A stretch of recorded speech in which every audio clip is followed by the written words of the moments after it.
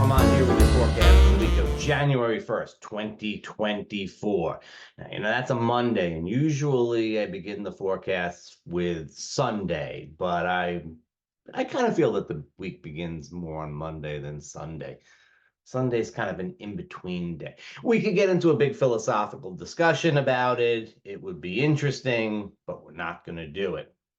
So from now on, I'm going to begin the forecasts on a Monday. Starting with this one, it's the first day of the year. It's a good time to make a change. It's a good time to make these sorts of shifts.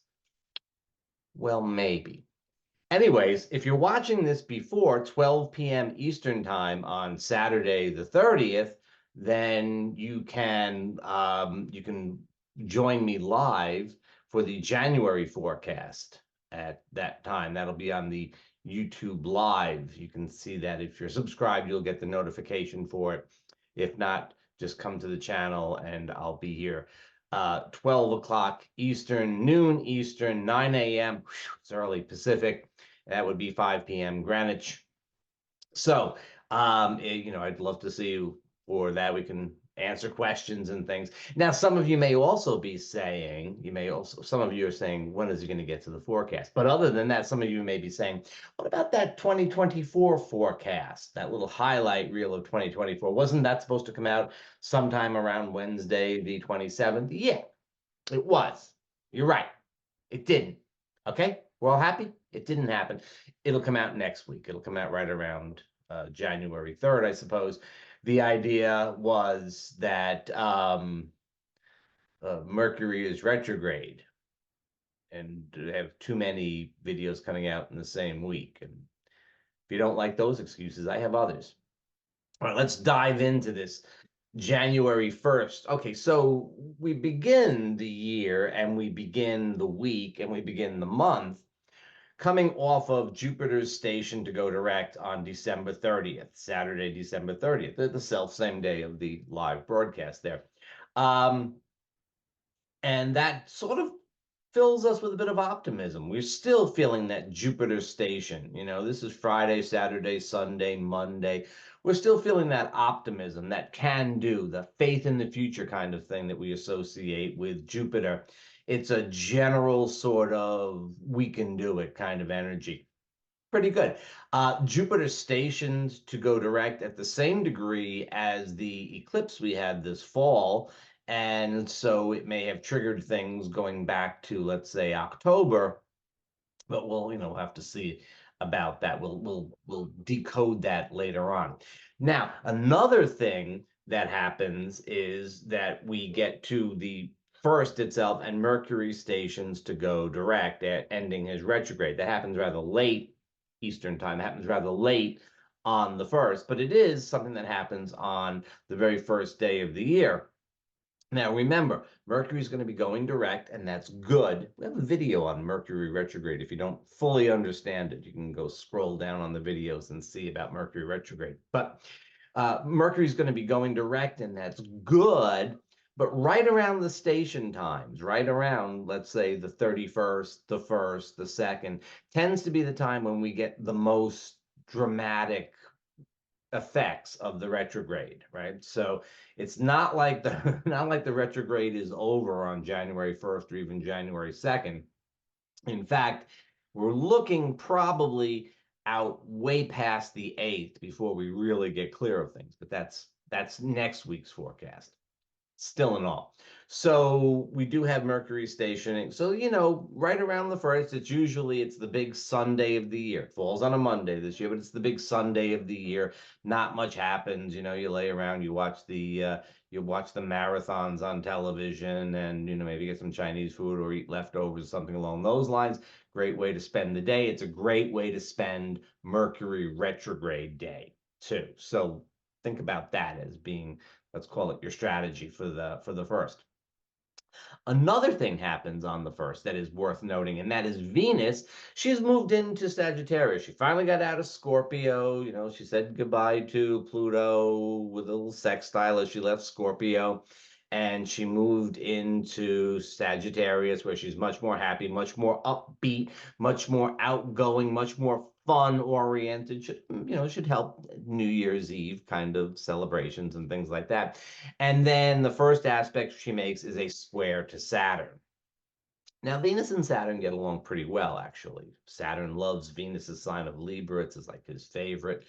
And, they share that kind of balance and graciousness kind of thing going on. But on the other hand, on a more practical level, relationship stuff that might have been up in the air for the last few weeks, and it may have been up in the air for the last few weeks, is likely to sort of settle down now.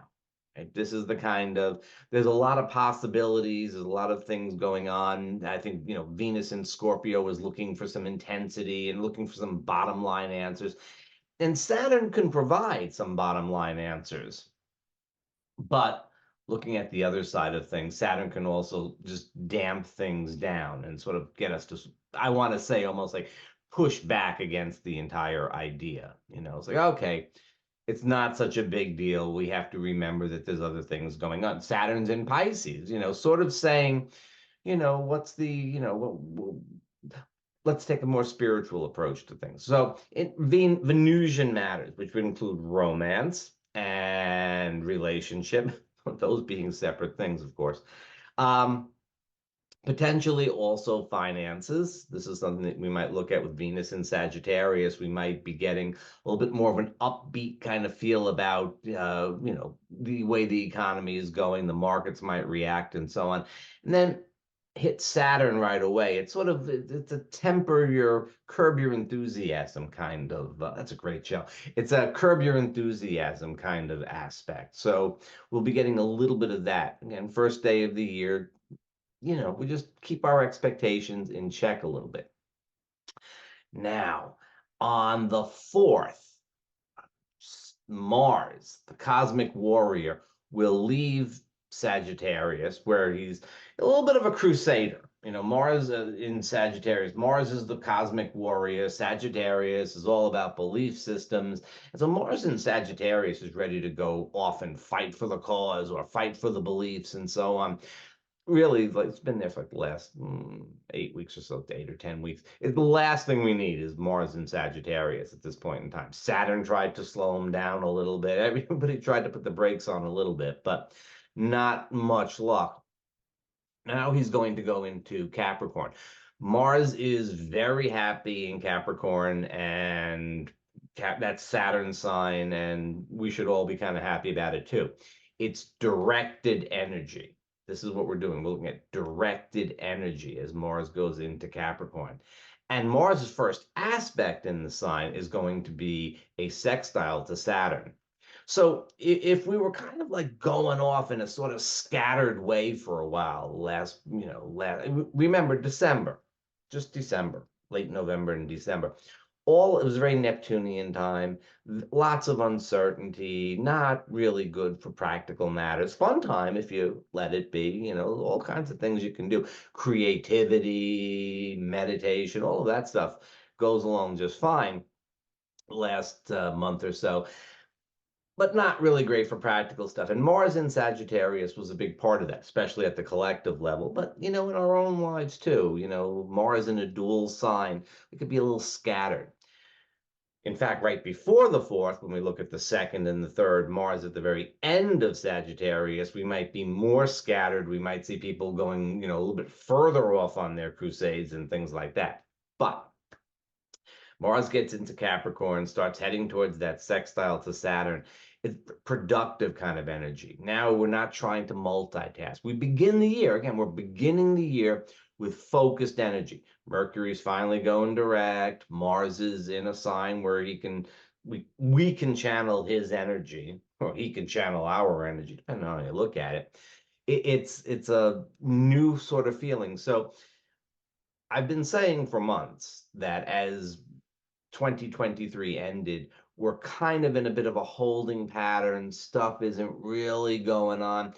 And I kind of think that as we get into January, that's going to start to shift. Kind of thinking we have to go a little bit further before we really, really feel the shift. but things start to move a little bit better. Mercury's direct, Mars is in Capricorn, and we've got Jupiter going direct, and we only have a little bit more to hear from Neptune, but we'll hear from him, uh, well, actually, rather early next week. That's as Mercury squares Neptune early next week on the 8th. But we'll talk about that next. I don't want to give away everything right now. If you're watching this long and it's before 12 o'clock Eastern time on Saturday the 30th, Jupiter station, what better thing to do than to watch an astrology forecast? Um, then I would, be great to see you there. If not, just watch it later on, because that's good too.